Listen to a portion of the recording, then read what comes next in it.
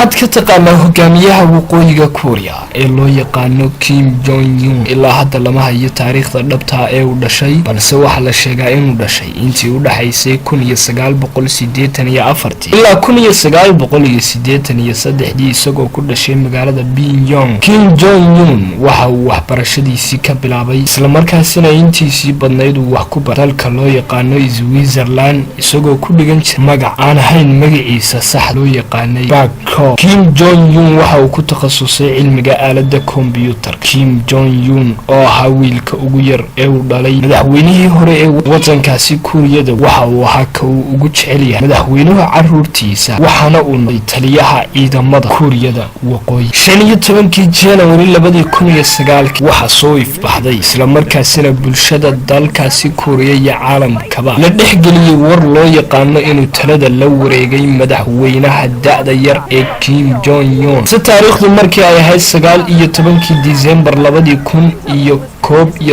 ayuu Kim Jong Il oo ahaa aabaha Kim Jong Un dhintay 2012 waxaa talada la wareegay Kim Jong Un oo ah madaxweynaha hadda ee wadankaasi waqooyiga Korea. waxa uuna doonayay inuu dadka tuso adadkaantiisa. waxa uu bilaabay qisa caan ah oo la dhaho dhalinta iyo hiigsiga. waxa uuna warbaahinta ku amray in ay filim ka sameeyaan guriga cad iyo New York iyo Obama oo gubanaya. waxa uuna amray in la dhiso taalo weyn oo dhererkeedu tahay 560 kilomitir. intaasi kadib waxa uu dalku la kulmay xaalad adag. haddaba hogaamiyaha Kim Jong Un waxa uu ka takhalusay madax badan iyo dad badan oo kamid ah cayladiisa oo ugu horeeyo adeerkii oo 63 jir ah kadib markii uu sanduuq ku xidhay isla markaasina uu ku soo daayay 120 ay oo gaajaysan. Kim Jong Un waxa uu dhinaca kale ka takhalusay wasiirkiisii gaashaandhiga